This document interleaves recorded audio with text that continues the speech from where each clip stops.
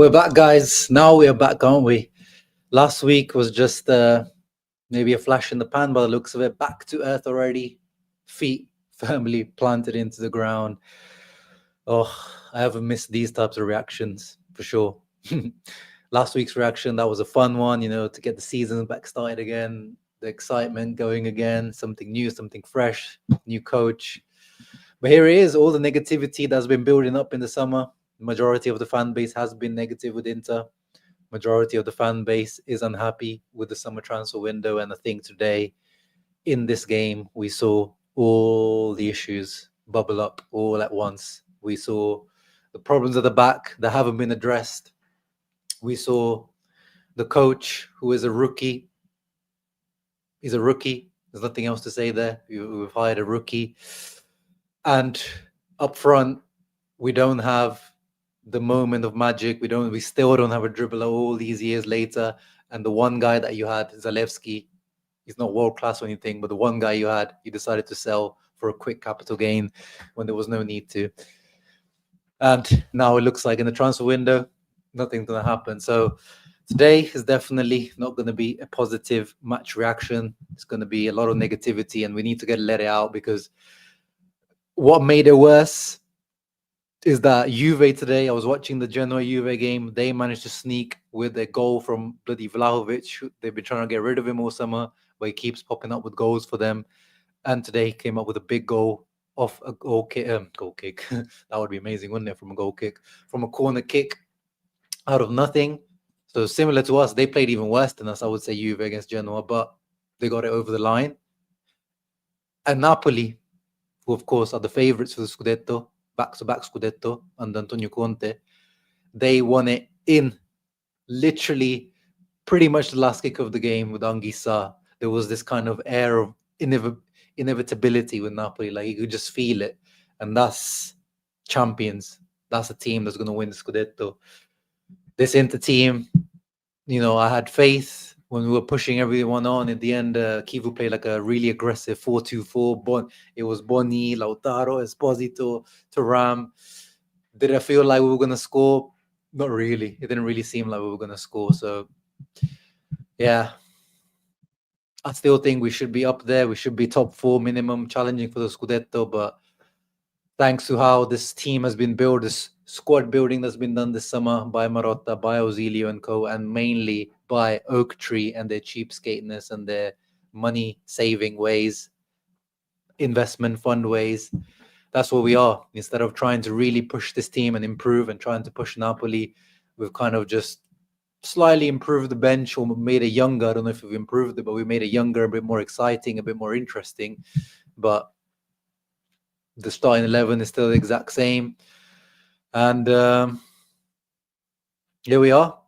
And we embarrassed ourselves in front of Ivan Perisic, who had to looking down at his dross. Look at him. He's not looking impressed, is he? He's like, what am I watching? What are these guys up to? They should have offered me a renewal, man. They should have just offered me a renewal. Instead, I had to go to bloody Spurs, slum it out there at Spurs, and then I had to go back to now he's in the Netherlands as well. Like, oh yeah, no, actually, yeah, he went to Spurs, and he went back to Croatia. Then he fell out with Gattuso, left there, and now he's balling out at PSV, back as a winger these days. But yeah, he was not looking impressed, and we flopped right in front of one of our most recent heroes, one of the best players of the last decade at Inter, when he converted into a wing back, Ivan Perisic. We definitely missed him today. We really, really missed him today. A player like Ivan Perisic would have been very, very nice to have there on the pitch. Guys, before we get into it, make sure you leave a thumbs up and subscribe to the channel if you're new. Let me see some of your comments. Let me get into it. Of course, I appreciate everyone in the chat, but I will always try to give precedence to the channel members. But Inter, here we go with inconsistency. There we go. Last week 5-0, today 2-1. And yes, of course, 100% great credit to Udinese. Oh my goodness, Omar so late. This guy, every time we play against him, he absolutely balls out. MVP performance last time we played against him. And today, Well, actually, Kenan Davis won the Man MVP, but level of performance from Soler was like, please, Inter, just sign me, Inter. And we haven't. Obviously, there's off the pitch stuff that's happening with Soler, which is probably right that we don't sign him at the moment. Just wait till all that clears up. But wow, Udinese, credit to them, very well organized, but Inter as well, really, really bad. And of course, silly handball by Dumfries, we'll get into that. That was the turning point of the game. I feel like we can't win games when Denzel scores. Is that the case? Because I mean, last season he was scoring a lot, so I haven't really checked that Matteo, that stat. He scored a lot for us last season. Maybe I'm only remembering the Champions League ones where he scored and we won. But yeah, I don't know. Is he a bad omen when Denzel scored? I need to look at the stats for that. Week 2 is in the Inter squad. I was already running out of ideas. Literally, we got to week 2 and we're already seeing the issues of the Mercato. And Beppe Marotta has come out. If you haven't seen it, let me bring it up. You might want to headbutt the screen after you see this. But this is what we've been discussing the last few weeks. They feel like, and by they, of course, I mean the directors, the board, they feel like we're fine just because numerically we're there. There's 2 players per role. So they feel like we're fine instead of, making some strong decisions. That's the thing with Inter. The only strong decisions this summer were made by Correa and Arnautovic's contracts expiring. There was no strong decision made. I feel like if Correa had 1 more year left on his contract and no one tried to sign him, he would still be here. If Arnautovic still had a year on his contract, he'll still be here. So apart from that, those are the only 2, and those 2 moves helped us save a lot of space on the books. Apart from that, they've really not done anything to push the starting 11. And again, we're seeing the same issues that we've been seeing the last few seasons. And yeah, the board has failed us. Again, this routine remains strong. I'm not saying that we're gonna be, in the banter era, but this team remains strong, but they just haven't pushed it enough. And then afterwards, it's not easy to find players stronger than those we have in the defense. They're a bit dated. Yeah, that's an understatement when it comes to Acerbi, for sure. But it's a problem that we will address later. So by later, I guess he means, I don't know, January or next year. Our defensive department is a guarantee of efficiency and tranquility. Then we will see later. You know what? And then what annoys me with that statement as well is Napoli, the Scudetto champions, they had the best defense last season in terms of least goals conceded. And what do Napoli go out and do? They didn't say, oh, we can't improve on Rahmani and Buongiorno and Juan Jesus. They go and sign Berkema, one of the best centre-backs last season in Serie A from Bologna for 30 million plus. They didn't say, oh, no, we can't improve. And by the way, they've started the season because of Buongiorno's kind of had a surgery in the summer. They started the season with Rahmani and Juan Jesus, and they've been fine. They've not conceded any goals still, but they still wanted to push the level further up. That defense won them the Scudetto last year. Buongiorno was injured for a lot of the season, and they won the Scudetto with Juan Jesus and Rahmani as the 2 centre-backs. But they've decided to continue pushing the level up. Berkema's not even played yet. They haven't started a game for them yet, but we know that at some point he probably will become the starter there, unless Rahmani continues being amazing. And Buongiorno was a key signing for them last year to win the Scudetto, whereas we have just, since we signed Pavard, we're just doing nothing at the back, and I just don't get it. Benji Pavard, when he came in, made a massive impact into this team, and we've just spent the summer not doing anything at the back. And should Benji Pavard have started today as well? That's another question to discuss today.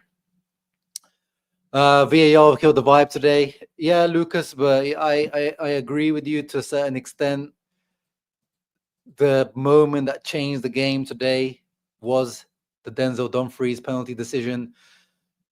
I'm conflicted on these because in one way, like, how is footballers now supposed to jump anymore? Like, you have to jump like a fish nowadays. Like, you just have to flop around and jump like this. Like, that's completely natural position for your arm to be in when you're jumping up, and then you're bringing back down. Your arms fall in that position. But I know by the letter of the law, he's made his body bigger. He's blocked the ball going towards the goal, all of that stuff. And of course, when the referee goes and sees it and he sees that still frame, he's going to give it as a penalty. So I get that. But it's getting like nowadays, the handball rule is just really ridiculous. It's like chop these guys' arms off. Like they should really just chop their guys, or they should just like, put a rope around just handcuff their arms behind their backs. That's how they should play football these days. It's just like ridiculous.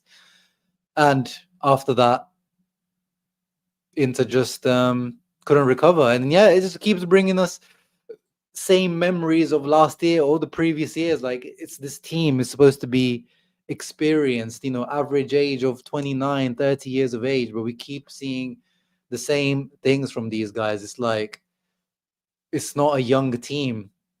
So you'd expect these guys to know how to deal with adversity, know how to stay switched on, know how to, cope with things that when things go wrong in a match and stay switched on and stay in the game and turn things around. But it's they just don't seem to learn. It just seems to be the same mistakes over and over again. It's like the same movie that we're watching again. And yeah, Stanislav, I feel like this is what all Interisti are feeling like. Here we go again. Another long season. We're going to be there and thereabouts. But it's going to be another long season if it's going to continue like this. And now, as we said, of course, we've got a rookie coach, so we don't even have the certainties off the pitch of like, Inzaghi. We knew that he's got the experience, the know-how, the knowledge to do the things, to speak to the players, to know how to turn things around. With Chivu, we don't know now. I don't have that, I can't rest peacefully. And even with Inzaghi, we weren't able to turn things around and ultimately to win the Scudetto. At least we won it once, but we should have won it at least one more time. And we were in it. We're competing 3 out of the 4 times. And let's see what Beppe Bergomi, Inter's legend, Zio Bergomi, is saying post-match.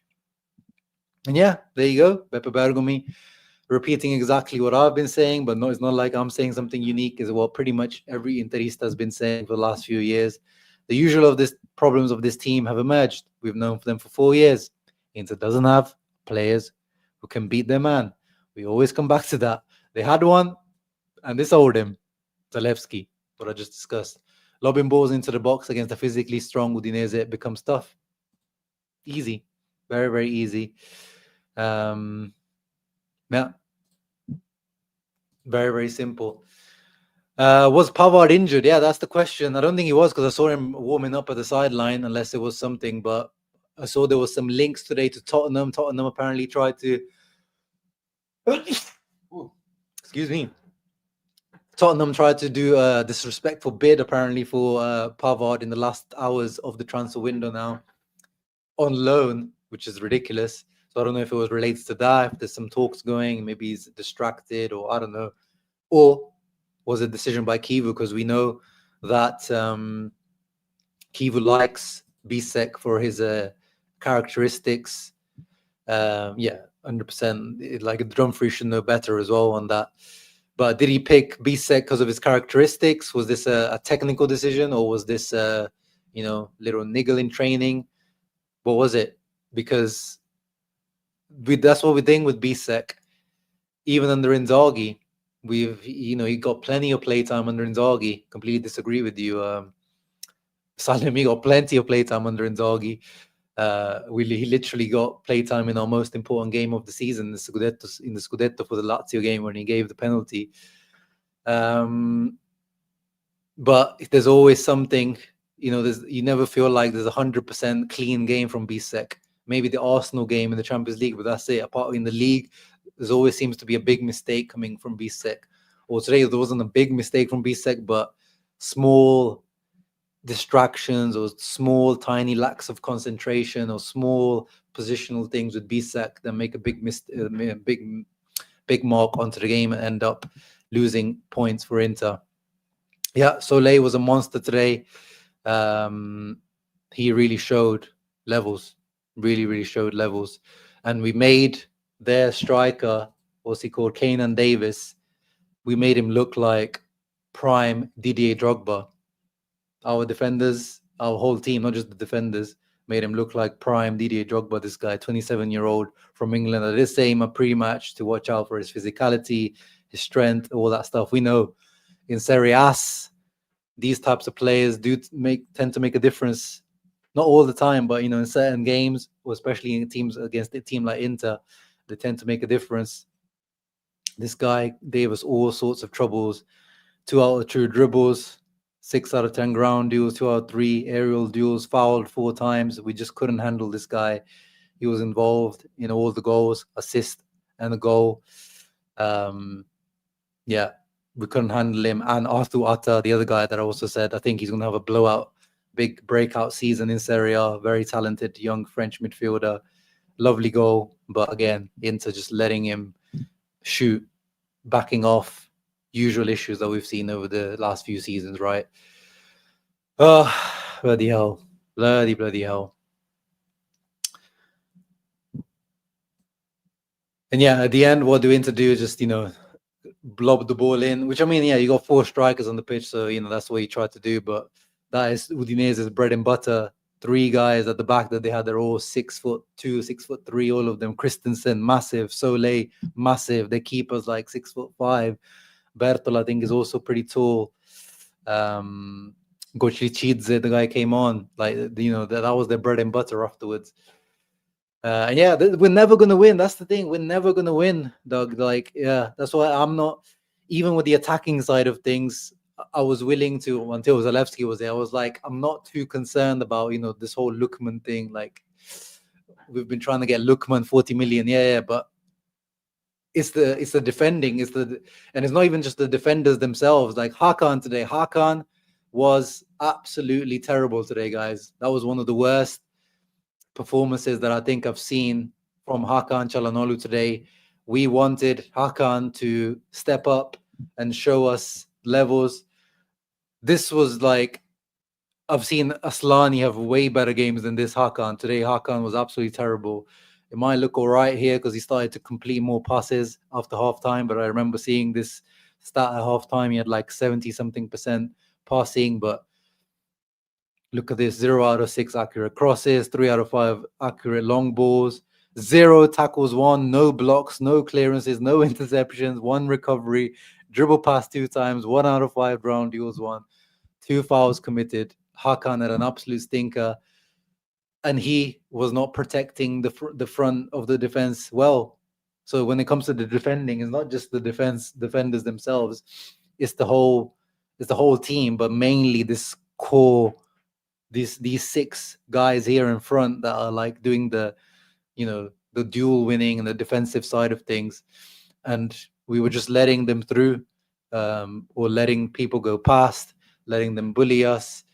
It's just not good enough, man. It was just not good enough all around. But Hakan, now it really looks like a mistake to keep this guy.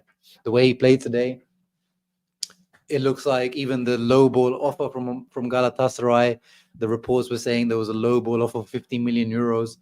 Now it looks like if he's going to play like this, I'm saying, of course, he still remains a quality player.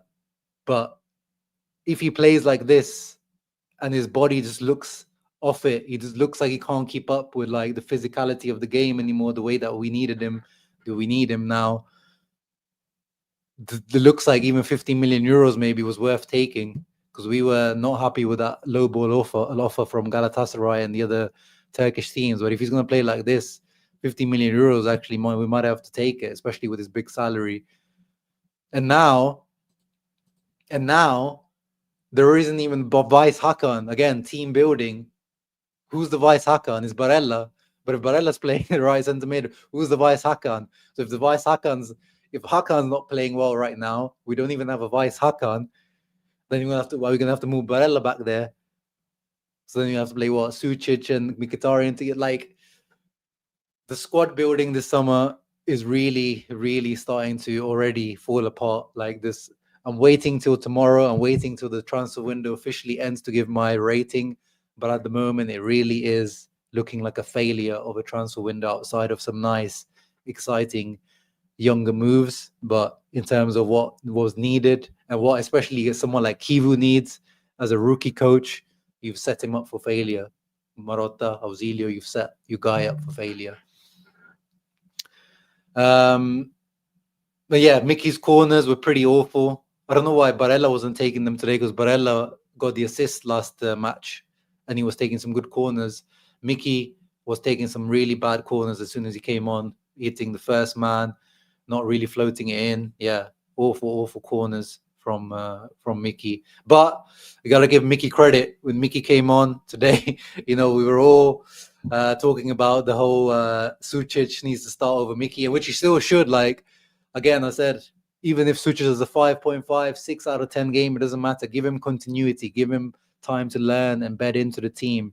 Give him the space and time to learn the role properly. And you saw today Mickey as a substitute with fresh legs, with his experience, and still he's got power in those legs still. You can see he actually does make a good impact as a substitute. So I'm not seeing this as a game of, like, I've seen people say, oh, you see, this is how important Mkhitaryan is. And it still is. I'm far from a Mkhitaryan hater. And it's not the reason why we lost today and conceded 2 goals is not because Mkhitaryan wasn't there. But he is important in this team. And Sucic didn't look as good on the left-hand side as he did last week on the right-hand side. But he wasn't bad. He just, definitely struggled today. I think the only player really I would say is Barella. I think Barella was the only one really trying. I know here he's got a pretty low rating and low pass accuracy by his standards, but I feel like he was the only one that really was trying to make things happen, trying difficult things, trying hard passes, trying hard. He was trying to dribble past people. He was just trying to make things happen, running around all over the place. He was supporting Hakan in build-up. He was supporting everyone when we were attacking. He was the one really trying to make things happen in the attack. Lautaro today, I felt like, apart from the build-up to the first goal, for the first goal, I don't think Lautaro really did too much positive today. And Thuram, he did a few nice things, but he should have had a goal today. He completed 4 dribbles today, but I feel like he should have scored. There was a header that he had on the far post that I think he should have buried. And then a few times as well, I feel like he should have done better on the edge of the box. So I don't really agree with such a high rating here for Thuram. I think for Inter, it was really Barella, and Dumfries was up and down. He got the goal, but the silly penalty to give away, and then in general, he was kind of confusionary up front. And yeah, all of our doubts laid bare tonight. 50 million Juve and Enrique both on the bench. Bisek, Çalhanoğlu, don't get me started. Yeah, again, I mean, Juve, you guys know me. If you watch my video on the Scout Report on Juve, I don't really get the signing. We should have signed the Vice Hakan, or we should have signed the centre back to push Acerbi or De Vrij out of the starting 11 at least. Or even, Bisek or one of Bisek and Pavard out of the team. And we're still there. With the Enrique thing, I still think, I think we have to make that decision on the right wing back. I'm happy that now we're not going to see, at least by the sounds of it, by the look of it, we're not going to see Darmian as a right wing back anymore. So that I'm not too mad at it. Maybe the player himself, I know we've got our doubts on Enrique as him, but actually the signing of the right wing back with pace and a bit of dribbling, I'm not against it.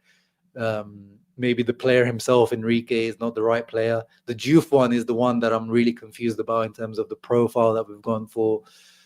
Yeah, we needed some, dribbling and pace and physicality midfield, but he really doesn't look like, the finished article right now, and not a CDM for sure. So I'm really, really,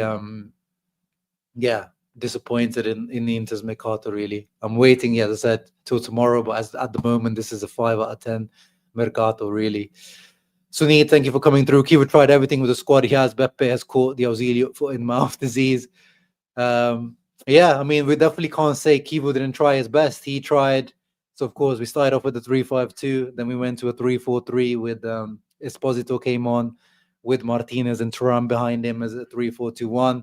Then at the end, he threw the kitchen sink with a 4-2-4 with Zielinski and Mkhitaryan as centre midfielders, with Boni left wing, Thuram right wing, Esposito and Lautaro up front. So yeah, Chivu already tried more than Inzaghi ever did. But this is the thing what we used to say with Inzaghi, like sometimes I feel like fans, we like to see things just for the sake of seeing, oh, he tried this formation and that. Today we tried all these different things and it didn't work. So it's more about the characteristics of the player that you put on, or the ideas, or the types of things that you try to do to the team, more than like the formation or whatever. But I guess for us, it's nice to see that we try to do everything and we try to put everything on. But at the end of the day, it didn't really work today. But I'm glad that at least Kiev was willing to do that. And we've seen these types of results under Inzaghi as well. So I'm not saying that this is, Kiev shouldn't try to do this at all. Hey, Ian, hope you're doing well. What a horrible result. Bullied tonight. Team went to pieces after penalty decision. Beppo needs to talk about before games also. Well, I mean, yeah, someone has to talk, Ian. Like, if it's Beppe, maybe it should be Ausilio. I don't like when Ausilio speaks either. Maybe they should put Zanetti out there, but it's like, I'm glad he said that, Ian, because it just shows, it lays bare. There's no hiding in terms of who is to blame this summer. There is no hiding place that this summer the people to blame is not going to be Chivu, because this is probably not. It's a little bit too early for him. This job. The people to blame are here and upstairs. So I'm glad that today he spoke out, because it just shows you that these guys are completely and absolutely fine with what they see. They feel like it's enough, or they are lying to themselves, and Beppe is just arse-licking oak tree. He's been made president now. He's got ownership shares in Inter, 2% of Inter, if I remember correctly. So he's arse-licking oak tree and just being, look, I've saved you so much money, and we're still competing in top 4 and getting into Champions League, competing for Scudetto, and this is amazing work from us, and just pat on the back, which is really, really not what I expected from Marotta, because I always said I have faith, as long as Marotta stays at Inter, that he's going to push for things to not be the way they are at Milan. What happened at AC Milan, they wouldn't happen at Inter because Beppe is there. But now it looks like it might be proven wrong, that Beppe is just, ready to pick up his retirement checks, his pension, and he's just getting ready and just wants to put in minimum effort and just make Oak Tree happy, rather than pushing the team and pushing this team for Interisti. Not a good start for Beppe as president. This 1 year of Beppe as president, not been good at all, guys. Management got too comfy. We're going to get paid bad by Juve Milan. They'll try to get stronger still.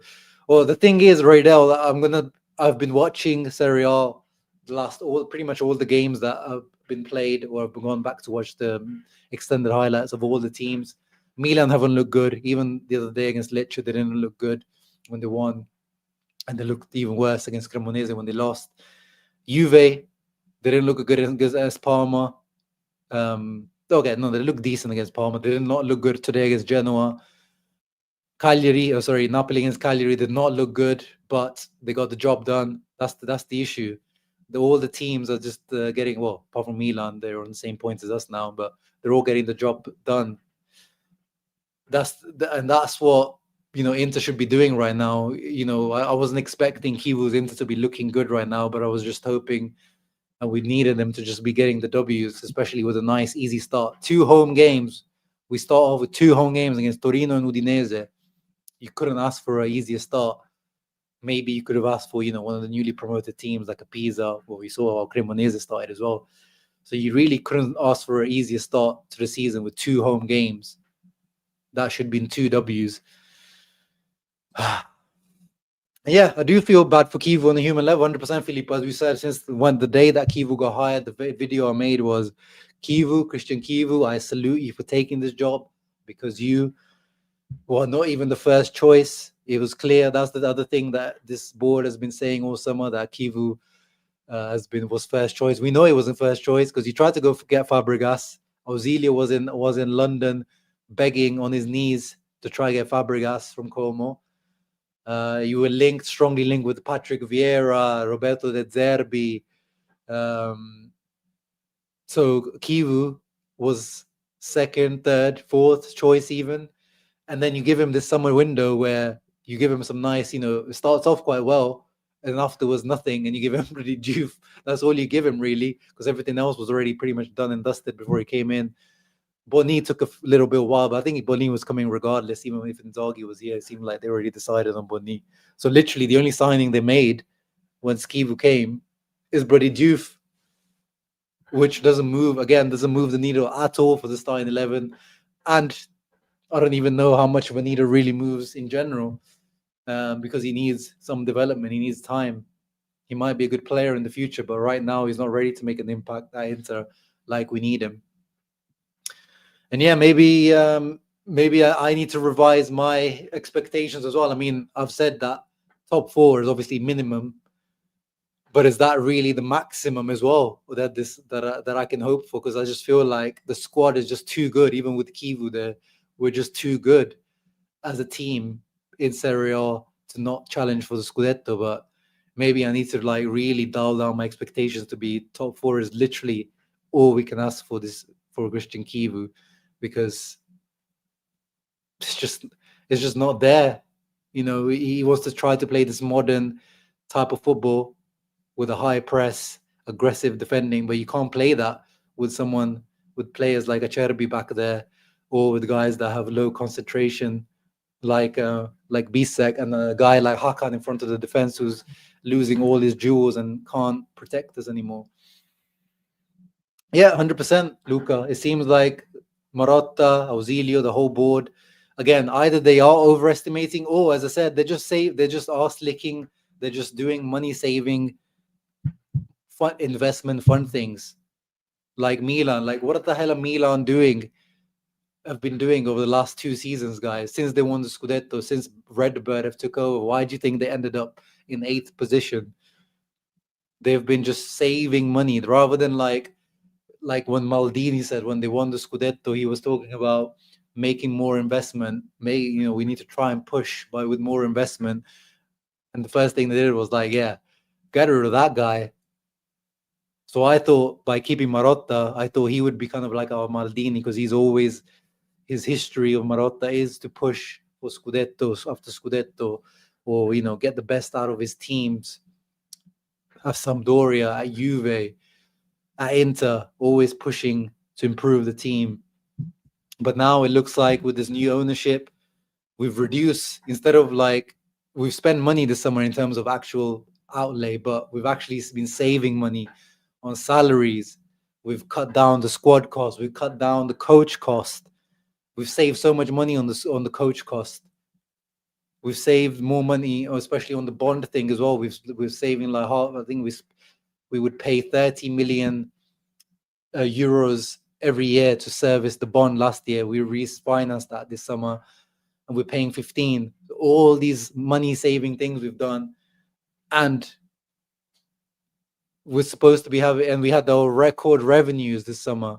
This was the summer to spend, and we did spend more than we have recently in terms of plus minus. We've spent a lot more than we brought in, but we had a lot more space to do a lot more than this. We have at least 20-30 million in the bank to be spending, and these guys are just choosing not to do it. We've got salary space to play with, and these guys are just not choosing to do it. And yeah, you can mention any type of name, Gab, out there. There's a lot of names out there. Young, physical centre backs that we need, athletic centre backs that we need to play this style of football. And they're choosing just not to do it. They're just choosing to save money, and it's really frustrating, man. As an Inter fan, this is really, really frustrating. And I'm sad. I am sad. It's looking like a sad season up ahead. Or maybe I'm overreacting after this loss. I don't know. But yeah, if Hakan's going to play like this, let's be real. But that's the issue. Marvel Lawson is like, if Hakan plays like this, squad building issue, who is there? We were supposed to we got rid of Aslani. Why did we sign Diouf when we should have replaced Aslani? If we're going to play 3-5-2, we need to replace Hakan. And then if we're going to play 3-4-2-1, if you want to play with a double pivot, then you need the Manu Kone. Oh my God, did you watch Manu Kone yesterday? I'm not even talking about that run he made in the 90th minute to run with the ball from defense to attack to lay up Dovbik, who messed it up. but in general, the duel winning, like just the athleticism in that midfield. You know,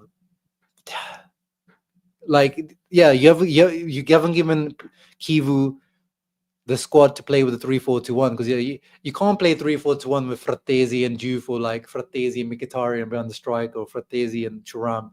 Like it might work here and there, but like that's not a proper formation for Chivu to play, and you need a proper winger behind the strike or a proper attacking midfielder behind the striker to play that type of formation. Or if you're gonna stick with the 3-5-2, why is Hakan not been backed up or even pushed? We're talking about pushing for the centre back. We were linked to guys like Rovella at the start of the transfer window, so it seemed like maybe we're actually thinking of pushing Hakan out of the starting 11. I know in the end we didn't sell him, but even with Hakan still here, we should have signed someone that was an upgrade on Aslani to push Hakan for that position as well. So now, if we're having this level of Hakan right now, who's pushing him? Who's pushing Hakan now? Who's pushing Hakan now? Because Barella played there last week. You're going to have to push Barella back there. Yeah. It's really, really, really, really baffling summer at the moment from Inter. Really, really baffling summer from Inter. Sunita, remember the last time Bisek started an Inter got a clean sheet? I actually don't know. Very good question. And this is one thing I've also said this all summer about Bisek. There's so many Biseks out there. Like people were, when the Crystal Palace offer came along, we were like, oh, how does Thiago get 40 million? Like there's just a similar level of player here we're talking about. Malik Thiago, Bisek, both guys that are not going to be starters for the German national team. Maybe they could get there. Who knows? But they're good on the ball, good going forward, athletic, they're nice. But Bisek, we're not even talking about a young guy anyway. Isn't he like 24, 25? No, he's 24. We're not even talking about like a super young guy. Look at that. He's supposed to be our young, athletic centre-back. He's lost the most duels this game. Lost 4 aerial duels and lost 4 out of his 4 ground duels. So even when your young, athletic centre-back is doing this, then you got issues, because if he's supposed to be one of the ones that supposed to be able to count on for the style of defending, then again, you're not pushing the starters enough. Because if Pavard isn't suited, if Chivu rates Bisek more than Pavard because of his profile, then you really need to get rid of Pavard and sign someone better for that role, or one of Bisek. That's what I mean in terms of pushing the starting 11. Like, we're not talking about world beaters here. When Crystal Palace, I think if Crystal Palace upped their offer slightly, I think he would have been sold by Inter, because he just doesn't have that defensive concentration and just general defensive IQ that you'd need at the top level. And that's why I don't see him as a centre back. Some people say he should play a centre back. I just don't see that. I really don't see that. Yeah, we just kept trying to cross it, and then Zielinski was the only one who tried to shoot, and then even his shot was like awful as well. This guy's completely forgotten how to shoot. Zielinski, I just don't know what the hell happened to this guy over the last couple of seasons. This guy used to have one of the most lethal left and right foots from the edge of the box in Serie A, and now just shoots complete mozzarellas out of his foot, like Jean Mario level, into Jean Mario, because now there's another bloody Jean Mario at Juve. I'm dead worried about defensive transitions and without legs in midfield. Yeah, that's the thing. It's not just about the defenders. Everyone's really focusing on the defensive thing. The transition and the defending starts from the midfielders. Like today, a lot of the goals or the few chances that we conceded as well were like they would just walk through our midfield like it wasn't there. Like the midfield was like non-existing. This one was from a defensive thing. Like here, Bisek on the right, you see him on the floor because Kenan Davis completely bullied him, holds him off, passes it off to Atta, and this was early signs. This was still I think this was at 1-0 to Inter, where things were going well. This was the thing today as well. We went 1-0 up and we lost this game, which was embarrassing. And then here as well, Arthur Atta can just stroll through straight into Bisek. There's no filter. There's no one blocking the pass into Atta. There's no one pressing Atta to block the shot, and Bisek just keeps going, moving backwards, lets him have the opening to shoot, curl it in, and he very good shot, fair play to him. But it's not just about the centre backs themselves. Like just like last season, it's the same stuff as last season. It all starts from the midfield, or from up front. Like Inter just not defending compactly.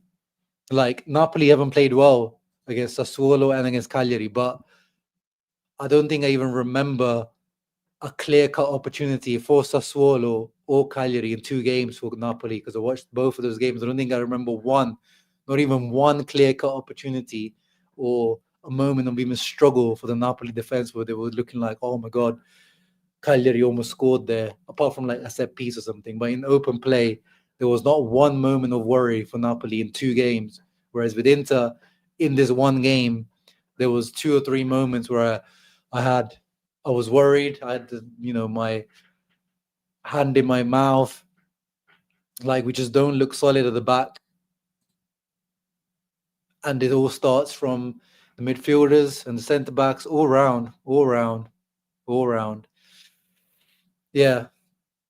No, I agree. I agree, Gab. I agree with Anthony there. As I said, 15 million euros, if the offer was true, was a very low ball offer from Galatasaray. But if Hakan had his head turned that he wanted to go back to his home country of Turkey, he wanted to live out the rest of his career in Turkey, get his money there, and the best offer on the table was 15 million euros, maybe it was better to cash in. But then again, do we trust this? Now it goes back to the directors. Okay, we saw Hakan. Who would they have signed to replace Hakan? Are they going to sign someone like a Juve? Or are they going to sign another Aslani, like another young player, because this is what Oak Tree want? Or would they have actually signed a proper, ready-made replacement for Hakan? That's the question. But yeah, at the moment, Hakan doesn't look like he's there mentally. But Chivu said he was, so I was trusting Chivu on his word to say that he is looking motivated and ready to go. But more than mentally, Matteo, my concern, similar to last season with Hakan, seems to be physically. He seems to be, since the Scudetto season, where he was really one of the best players in his position in Europe for that season, it seems like his body just hasn't recovered to that level. I will start Miki over Hakan. To be honest, with his footballing IQ, Mkhitaryan, he probably could do a job at the moment. But again, to me, in that position, it remains to be Barella at the moment. Or maybe Zielinski. But again, I don't really trust Zielinski defensively at all. And physically, all those the issues that I have with Hakan. So at the moment, the only guy I would trust there is Barella. On a positive note, but yeah, he looked okay. I mean, he scored a really good goal that was cancelled by VAR. So unfortunate, Di Marco. Such a good goal. He lasted for pretty much the whole game, didn't he? 83rd minute, he was subbed off, and he looked good in terms of that. If you're meaning by he looked better, in terms of that. But in final product, he was shooting a little bit wayward. But that goal, yeah, he really deserved that. It was such a margin call offside. Thuram was offside by just a little fraction in the build up to it. Such a shame. VAR. But apart from that, yeah, he was all right, Di Marco. I thought he was better in the Torino game. Yeah, he was shooting a little bit too much today, wayward. I don't remember any like amazing crossover or anything from Dimash, unless I'm mistaken. The midfield roster is a mess, apart from Mark and literally, yeah. That is actually, yeah, that's exactly what I've been talking about, isn't it, Filippo? Oh, sorry. I've left your comments so behind, guys. My apologies. I've spoken too much. Let me try to catch up with some of your comments. Please bring, yeah, Zalewski. I watched the Atalanta Parma game as well. Zalewski, I don't think he's going to be like a world-class player. I think he's going to be, good for Atalanta, but, nothing like amazing. But just to have a player like Zalewski, you sign him for so cheap. His salary was pretty cheap. Why sell him for a quick capital gain when you don't even need it this summer? We don't need the capital gain. We don't need it. And you need a player like Zalewski. Like today, we played when Boni came on, he played as a left mid, but he's not going to go on the outside and cross in like Zalewski would. Zalewski is the only player that would do that because he was kind of two-footed. He had that kind of Perisic thing where he would do the step over and cross it in. He did it so many times for Atalanta the other day against Parma. I was watching that game. And in the previous game against Pisa, he's been one of the best players, Zalewski, since he's been signed there. And again, I'm not like saying that he's going to be an amazing world-class wing-back, Perisic level, but he brings those kind of Perisic-like traits that this team needs. And that actually looks to me one of the worst decisions of this transfer window, the Zalewski thing. It really looks like to me one of the worst decisions of this transfer window, as silly as it may sound, because you already had him. You had him, the one player that can dribble and goes past people. Like, you didn't need to really, maybe we need to sign one more. But you had the one at least, and you decided to get rid of him for a quick turnaround to the team that dicked you around for Lookman as well, which is just like, why? Why to those guys out of all teams, Atalanta, the guys that dicked you around? And shouts out to Juve Cornercast. Make sure you check him out, even though unfortunately he is a Juve fan. We can't blame Chivu. Marotta has no idea to build. We don't have 3-4-2-1 or 3-5-2. Never back Chivu. Yep, he hasn't been backed. 100%. 100%. Not only the club being penny pinchers, but the kicker is streaming of fans. They couldn't give a crap about the fans. They just want our money for champagne dinners. Yep. This was the big fear. I remember, Ian, when, and again, I'm not going against you, Ian, but I'm saying when we wanted Suning out, this was the big fear that once a fund takes over, yes, we're going to be more financially safe because we're not going to be, looking over the back of our heads of like, bro, these guys are going to go bankrupt, or the Chinese government is going to call these guys back, or our president is going to get arrested for fraud, or our president's got debts back in China that he needs to pay off, or debts around Europe that people are chasing him for. But it's like the two evils. Now we've got the evil of the people, the Americans that don't want to spend money. All they care about is penny pinching, younger players, value building, squad building with these younger players. It's like we can't win. Yeah, no. The thing with Soleil or Luca is, you guys know I've been a big fan of Soleil since the RB Leipzig. Red Bull RB Salzburg days for Soleil, when him and Pavlovic were the big talents out of that team, the two centre-back talents. I was always a big Soleil fan, but he's got some off-the-pitch stuff at the moment going on, in quotes, very unsavory things going on. So Inter, I think, tried, and the Udinese coach actually confirmed in his pre-match press conference that Inter tried to sign him, but the offer was, rejected, because I think it was just an offer for a loan with option because of this court stuff that's going on. But again, if you really want him, even though the court stuff's going on, put the money in. Arta made the same chance that Thuram missed early in the game to put 2-0 up. Yeah, that's what I mean with Thuram today. He had some positions, he had some opportunities to make things happen where he didn't. And we're seeing the same issue with Thuram. Like, remember last season, Thuram he did the same thing last year. He would be like, scores one game, or he scores two game, and then he won't score for one game or two games. Then he'll score a hat trick, then he won't score a game. Then he'll score another one or two. Like, he was going in bunches with Thuram. Like, with the amount of chances this Inter team creates, Thuram should be getting, he should be trying to aim to get almost a goal every game. I'm not saying he should finish the season with 38 goals. That's ridiculous, because obviously then he'd be a 200 million pound player. But when right now, he's fully fresh and fit. Like, you can see, he's raring to go. Like, we remember him last season. In this start of the season, he should be scoring a lot more, because he's the terminal of the attack at the moment. Lautaro is the one that's been asked to drop in and being like the segunda punta at the moment. Yeah, we were like, as soon as after that penalty that Kenan Davis scored, we were all over the place, 100%. Just before, when we were trying to build up a few players out of position. Yeah, very, very much lack of. And that's the thing as well, isn't it, Ian? Like, this team has been playing 3-5-2, the same formation, everything, same players, same starting 11. How are we still not organized? How are we still having the same issues? How are we still conceding the same types of goals? How are we still just living a deja vu moments? Like, it's ridiculous. And today, I'm not even going to blame, I saw people saying the high line. Today, when we weren't even particularly playing that much of a high line, you can see, like, it wasn't that much. It's pretty much a mid-high block here most of the time. It wasn't as much of a high press and a high line as it was against Torino. But we still suffered so much when they were, putting the ball up to the strikers and playing through us really easily at times. Yeah, we're just looking very chaotic at times still, which is again, how does that happen? How does that happen? I mean, the 6 centre back and attacker that can beat his man day tomorrow. And that's the thing. You're saying, yeah, we need 3 things there. I would say we probably just need, as I said, I think we should have signed someone else instead of Diouf, a 6 and a centre back, and just kept Zalewski.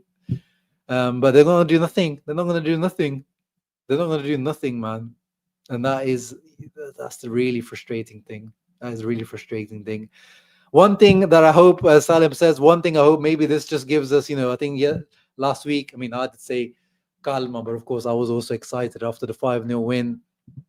But hopefully this brings not just us as Interisti, as fans, a bit down to earth, but just the players as well. Before the Juve game, at least we won't be like too gassed. And actually, I was going to say it last week as well, like, Inter, I feel like even under Inzaghi, I remember like big results were always followed by something bad. Correct me if I'm wrong, isn't it the truth that even under Inzaghi we would have like big, like, 5-1 win or 5-0 win, but the game afterwards there always be like a little drop off. I feel like that's always happened with this Inter team. So after we win like a game like 5-0, I feel like we should always expect something like this from this Inter team, and maybe we do need it early on in the season. Just to, put things into perspective. And for Chivu now, the thing is, we've got this international break. You could say that it's the wrong time because he now won't get to work with a lot of his squad. But at least there's good reflection time, at least for Chivu and the coaching staff, to like get back to the drawing board, analyze things and find things out. But again, if he's not going to be helped in the transfer window, there's only so much that he can really change, really. Yeah. That would be the only you sell Zalewski to replace Zalewski, but now you sold Zalewski for no one. Like, he was your jolly. He was the guy that you can play left wing back, right wing back, behind the striker, even Mezzala.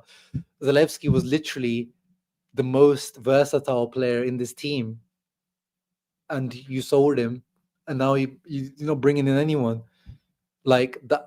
That to me, again, I keep reiterating, I'm not talking. I mean, it's not like Zalewski. We're talking about some world-class player here, but you already had him, and he was so cheap on the books. Even a 10 million capital gain makes no difference in this summer where you made the biggest revenues in your history.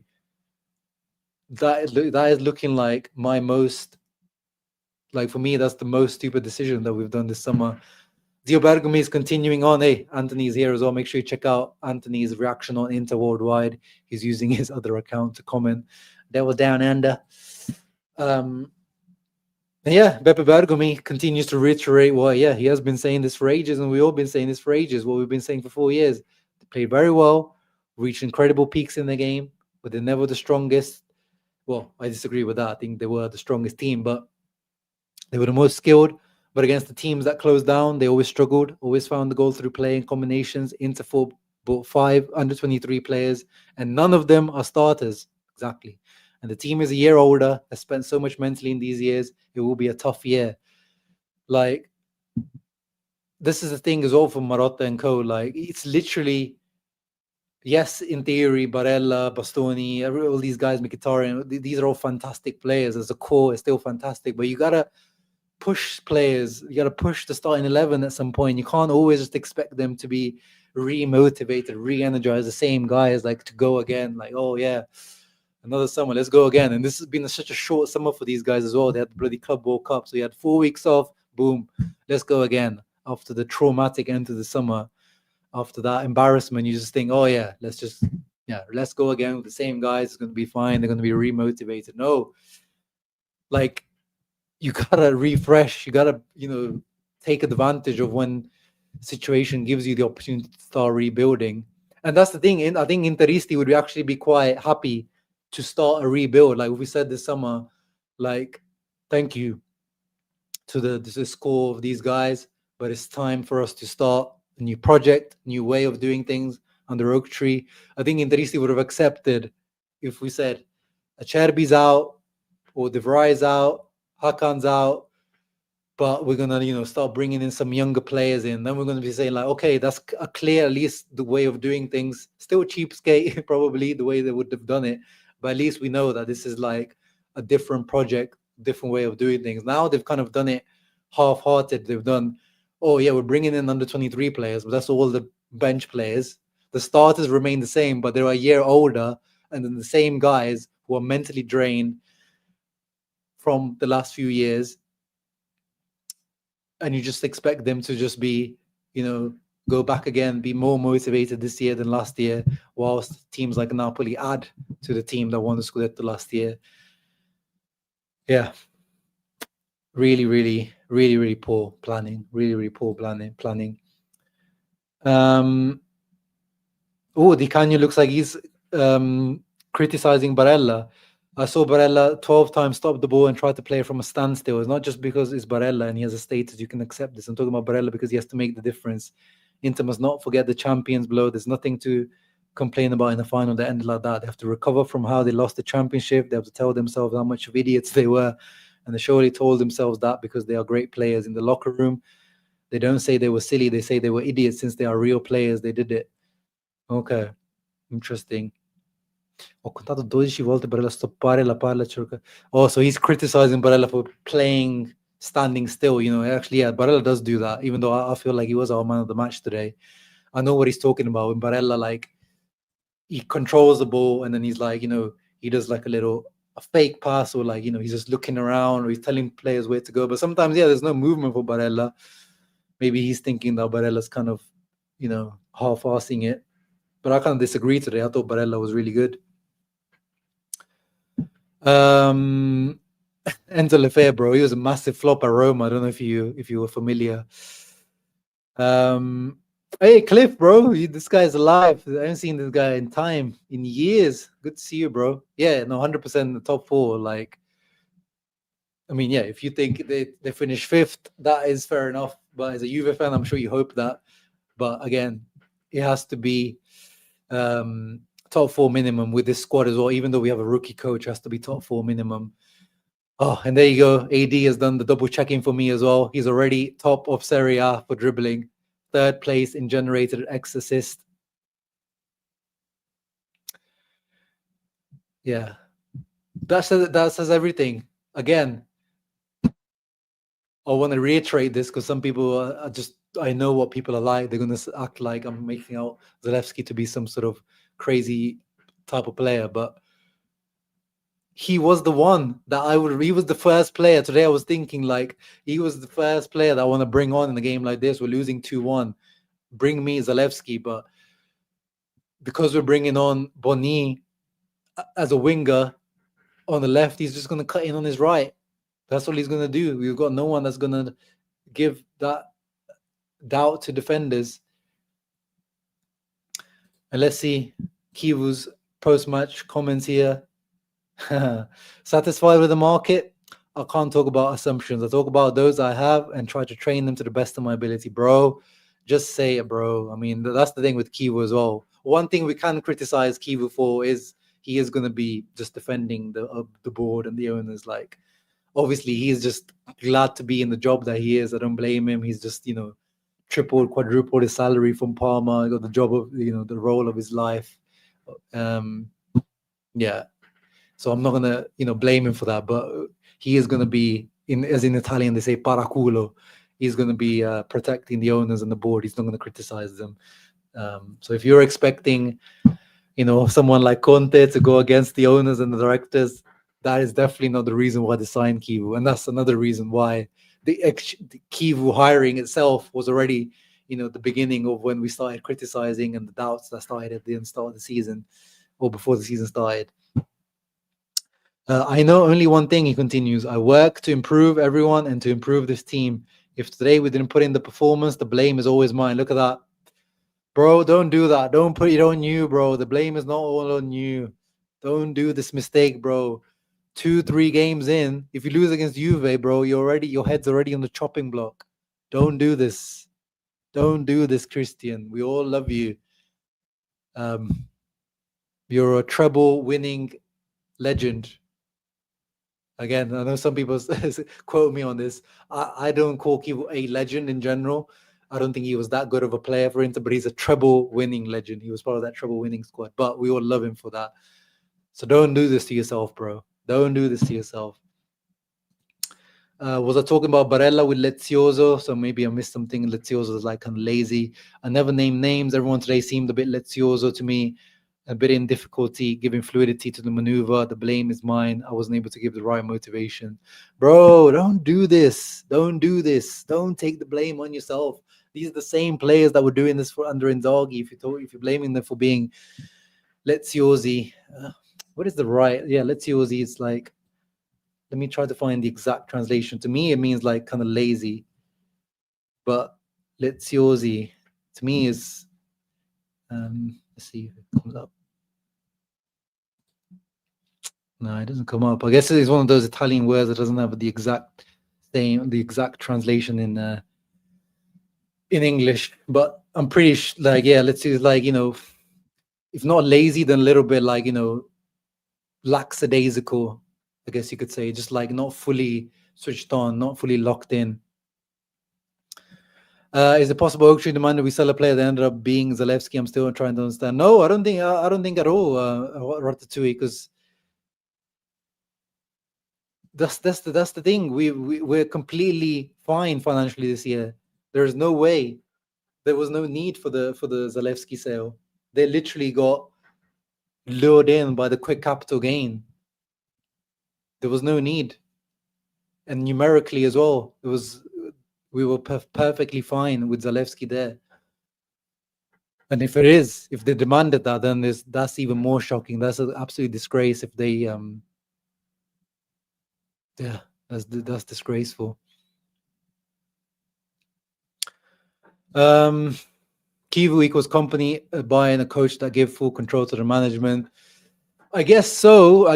But company buying is slightly different, I would say, Mesto, because Bayern went for Vincent Kompany specifically. They paid a release clause to Burnley. If I remember, they paid like 6 million or something to Burnley, even though the company got relegated with them. They paid Burnley to have the honor of Vincent Kompany coaching them. So he was like their first choice. Like they wanted him. They wanted to build this thing around him. But yeah, in another way, of course, Kompany he's a rookie as well, so he's not going to be demanding things. But I would have agreed with that if it was Fabregas or if it was, the Derby or the other guys that we know they actually tried to get. But with Chivu, he's completely just, a puppet, a guy that's happy to be there. Marotta must be realizing his time is over. Team needs restructuring. Yeah, that's what I'm saying. Like, I feel like he's ready to at the moment, ready to pick up his pension payments, he's got his 2% ownership of Inter now. Yeah, I'm very disappointed in Marotta. As a big Marotta fan over the years, I think he is one of the GOATs of Italian football. He still probably will go down as one of the GOATs of Italian football in general for what he's done. But this is not what I was expecting when we kept Marotta. I thought that was the least one difference from Milan, from the Milan project, from the Redbird way of doing things, is that at least we've got the know-how, the Italian nous and the Italian, old school way of doing things with Marotta, at least, and the winning mentality of Marotta. But it looks like it hasn't. It looks like it is Oak Tree controlling things, and Marotta's happy to get his money and now being actually part of the whole ownership project at Inter. And of course, it's going to be frustrating. I mean, Milan do need to do things. Let's be real as well. It's not like Milan are doing things that are like, they don't need to. They're adding quality like Napoli are there. Milan really need they need they need a proper centre back. Santi Jimenez looks like and even the guy they signed, where Allegri even admitted, I don't even know what to do with Nkunku, the Nkunku that we were linked with. They signed him, and Allegri admitted in the post-match interview yesterday, he's like, yeah, we signed Nkunku, but I'm actually not sure where I'm going to play him. But it is going to be frustrating watching those guys making moves still whilst we do nothing. Because, yeah. Lezioso. Okay, so Anders has found the translation is someone that acts or talks with exaggerated and unrealistic grace. That seems too much in love with what he's doing. Okay, then maybe I'm completely off. It isn't a word. I mean, I grew up in Italy, but when I left Italy when I was 13, so lezioso is not a word I ever used when I was at school. Let me try, because someone told me to change my translate from the tech to Italian. So let's try and see if that comes up like this. Snooty. Oh, okay, snooty. I mean, I don't even know what that means in English. Let's have a look. Snobbishly aloof, haughty, high class, exclusive. Okay. So not lazy, but more like. So this is. I think this kind of describes Inter over the last year or so as well, doesn't it? Like, kind of always, especially in Serie A, just always like, we'll win this game. Like, we're better than the other team. Like, again, just the same exact mistakes and the same issues that we've been talking about the last year or so. The same stuff. Same stuff. Copy and paste. Yeah, no, 100%. Yeah, Snooty FC. I'm liking that. That's my new word now. Snooty FC. I love it. Let me see if there's any updates on anything else Chivu was saying, because I'm actually quite interested how Chivu reacts to this loss. I hope he stops taking the blame on himself. So expectations are sky high. We are Inter. Perhaps today I wasn't able to convey. Oh, stop it, bro. This team has done many good things in recent years. I don't want to lose the things done well. I would like to eliminate some small flaws. We need to be more concrete, more pragmatic. Yes, please. Do things that are more appropriate for the moment of the match or for the opponent. Yeah. Honestly, if we start winning games 1-0 and bore everyone to death, give me that. Please, Chivu. Please. Chivu just said he doesn't care about the transfer market. Yeah, but that's where he was hired, Ludisco. That's what we're talking. This guy is just unfortunately a puppet for the ownership now. The cheap hire that's going to bring through youth and accept whatever's being done because he's a rookie coach that is not going to be demanding anything. And this is why Inzaghi left. And now Inzaghi's decision to leave looks fully justified, because at the beginning of the summer, I was like, Inzaghi, look, we're spending money. We're finally spending money. Yes, it's on younger players. You might have not liked it, and we've got more money to spend.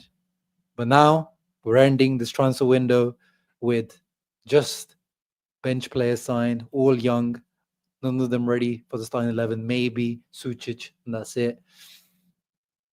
And not really been back. So Filippo Inzaghi. Simone Inzaghi was 100% right to give it in.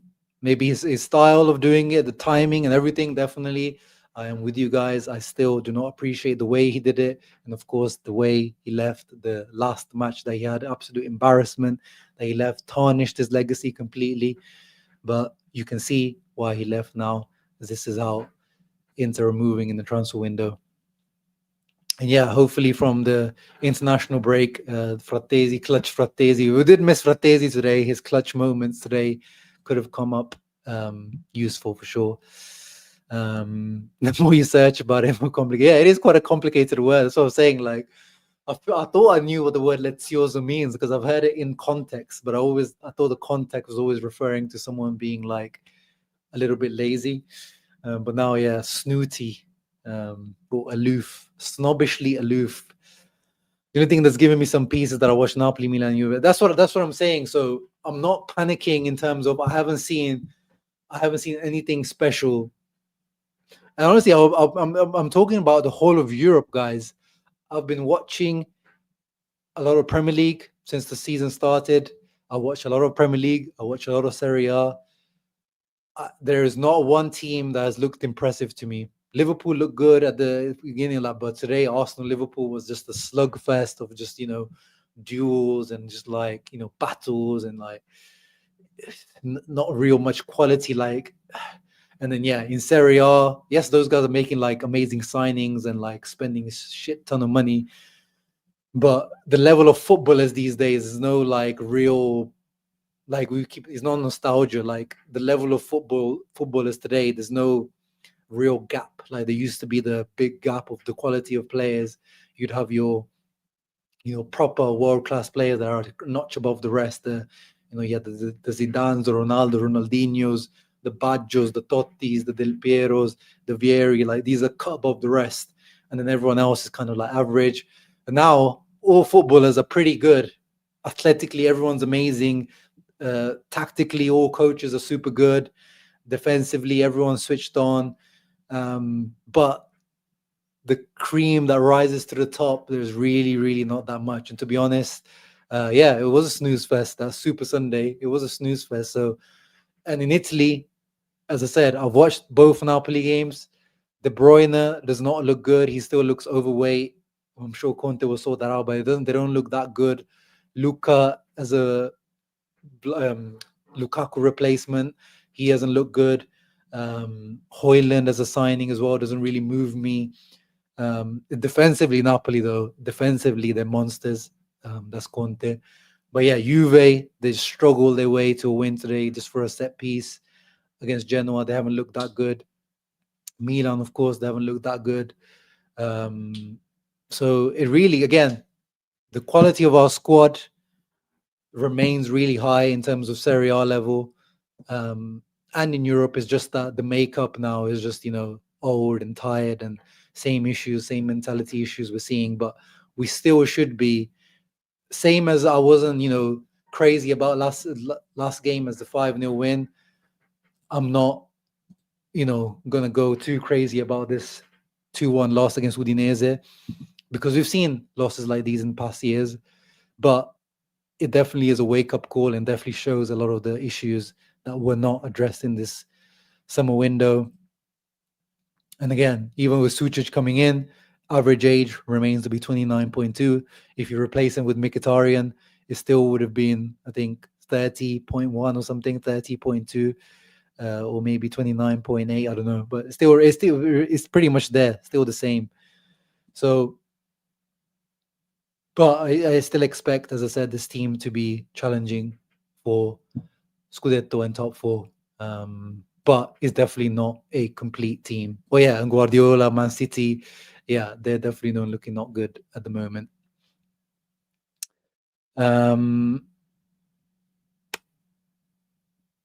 Yeah, I mean, but yes, I agree in a certain sense, but it's the real business starts soon when the Champions League comes in.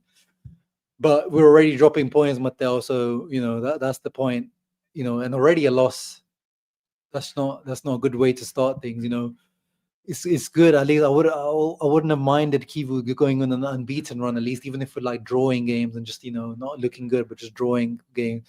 But losing a game like this, maybe early on is quite good to do just to get it out of the way, and then you can like go on a little bit of a run, which I hope we do. But early signs at the moment are not looking good. Oh yeah, Barca, even last week they went 2-0 down. They did the usual comeback, and according to Mattel, they're defending for their lives against Rayo Vallecano right at the moment tonight. So yeah. No, but if we have to, we're not comparing, but we're literally Milan finished 8th wobbles. So obviously we can't compare a team that finished 8th to finish 2nd and went to the Champions League final. They needed so much to do, and they haven't got Europe. And they still haven't got a striker because they don't want to keep Santi Jimenez. They're trying to get rid of him. Like Milan, they've not backed Allegri properly either. Like, you can't be looking at Milan and saying just because they're doing business, but they've sold so much as well. They sold their best player, Wobbles. They sold Tijani Reinders. That was their best player last. And Theo Hernandez. Their two best players, apart from Rafa Leao, the three best players are Hernandez, or maybe not last season, but Magnon, Hernandez, Reinders, and Leao. 2 out of the 4 are gone. So you can't be impressed by Milan's Mercato because they finished 8th. They need to do big things, and they haven't. I'm not been impressed by Milan's Mercato at all, to be honest. But is better than Inter's, that's for sure. But that's not hard, is it? That's not hard, being better than Inter's Mercato. Ref was horrid. Yeah, some of the decisions were horrid, but in the end, Inter just kind of really made their own bed. And yeah, Soleil, I mean, we already talked about it. What a monster performance by him. Every time we were into goal, he would come in with a slide tackle. Oh yeah, Thuram, this is one of those chances that I feel like he should have at least got on target. Header at the far post. This was the thing with Thuram. He literally scored this header, much harder header than this last week. But he doesn't score a much easier header this week. I don't get Thuram sometimes. And Soleil here as well. Bastoni to Barella was going to be an amazing move. Soleil again came in and saved it. And I hope it's not a banter error, man. I hope, Zakir, this is not a banter error. I hope so. Can't be, man. I can't go through another banter error. But yeah, anyway, congrats to Udinese. Amazing performance by some of their players. Arthur Atta, Kenan Davis, Soleil. And for us, the only guy I save really is Barella. And that's it, really. I wasn't impressed by anyone else. I liked Mickey's impact as a substitute. Pio tried his best as an impact, but didn't really get any chance. It is what it is. Let's show the table quickly. We're 6th. We're still in Europe. Obviously, just joking. Doesn't matter right now, but yeah, we're already -3 from Napoli and Juve, which is not what we want at this moment. At this stage of the season. But we go again. We'll be back in 2 weeks. Is the international break, guys, for the moment. But I will try to make a video just to wrap up the transfer window if anything happens in the next day or so, but probably nothing. And then, yeah, any new news related to Inter, I'll try to cover with that. And obviously, Azzurri content in the international break. So keep a lookout on the channel. Thank you for tuning in. Ciao, ragazzi. Always on days like this, Forza Inter. But yeah, Forza Inter is back already, guys. Match day 2, Forza Inter is back.